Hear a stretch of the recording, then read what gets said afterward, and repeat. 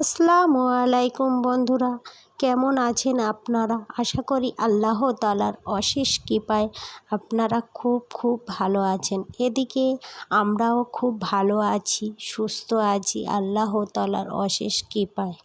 আমি আমার শ্বশুর বাড়ির চারিপাশে ঘুরে নিয়ে চলে আসলাম আমার ঘরেতে। সেটা এর আগের ভিডিওতে আপনাদেরকে দেখিয়েছিলাম।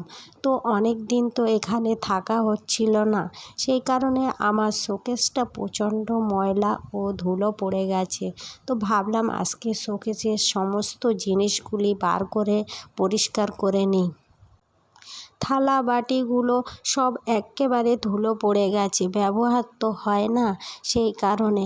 এখানে থাকলে অবশ্যই এগুলি ব্যবহার হতো, কিন্তু শাশুড়ি মা মাঝে মধ্যে ব্যবহার করে, মাজা ঘষা করে আবার তুলে রেখে দেয়। তাও ওনার তো বয়স হয়ে গেছে, ঠিকঠাকভাবে সেইভাবে গুছিয়ে রাখতে পারে না, সেই কারণে ধুলোও পড়ে গেছে। আমি ভাবলাম আজকে সারাদিনটা তো বাড়িতেই আছি বা ঘুরে বেড়াচ্ছি, মা ওদিকে রান্না বান্না করছে, তো ভাবলাম আমার শোকেসটা সুন্দরভাবে গুছিয়ে নেই, সব অগোছালো আছে।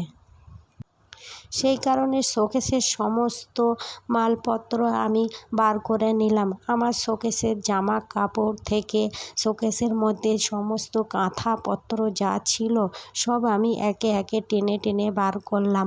বার করে শোকেসটা সুন্দরভাবে মুছে নিয়েছি।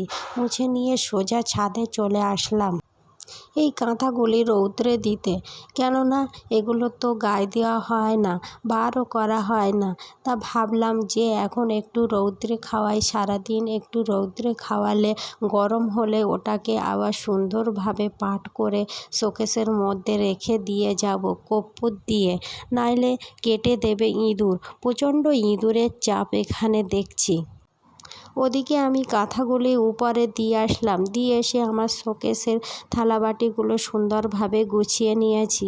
তারপরে আবার ছাদে চলে গেলাম। ছাদের থেকে সমস্ত কাঁথাগুলো আমি পেড়ে নিয়ে আসলাম, নিয়ে একে একে সেগুলি সুন্দরভাবে পাট করলাম।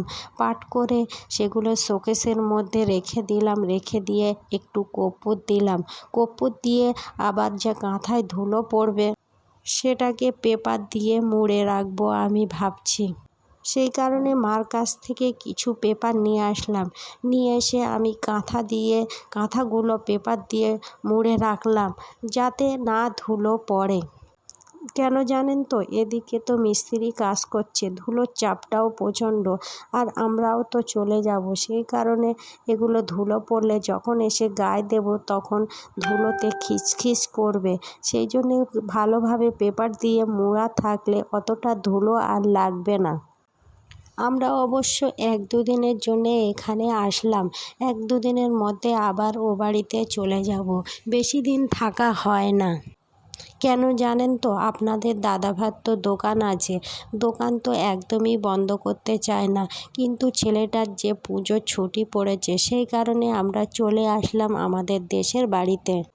তো ওগুলি আমি গুছিয়ে নিয়ে ফ্রেশ হয়ে নিয়ে তারপরে আমি গোসল করলাম।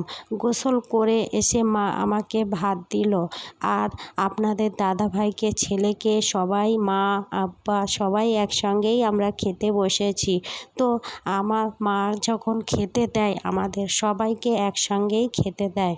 খাওয়া দাওয়া সেরে নিয়ে বিশ্রাম নিলাম। তো বিকালের দিকে ভাবলাম বাড়ির পাশে একটা মেলা হচ্ছিল, তো আপনাদের দাদাভাই বলল চলো ঘুরে আসি মেলায় থেকে। সন্ধ্যের দিকে একটু ঘোরাঘুরি করলাম দুজনে মিলে। ছেলে ওদিকে ওর কাকার সঙ্গে বেড়াতে গেল, আর আমরা দুজনে বেরালাম সন্ধ্যের দিকে। দুজনে মিলে মেলায় ঘুরলাম। আপনাদের দাদাভাই ঘুগনি কিনলো। তো এই দেখেন আমরা দুজনে মেলাতেও এসেও কিন্তু একটা প্লেটেই ঘুগনি খাচ্ছি। আমরা বেশিরভাগ একটা প্লেটেই খাওয়ার চেষ্টা করি, আবার যখন ফুচকা খাই তখন একটা প্লেটেই অবশ্যই ফুচকা খাই।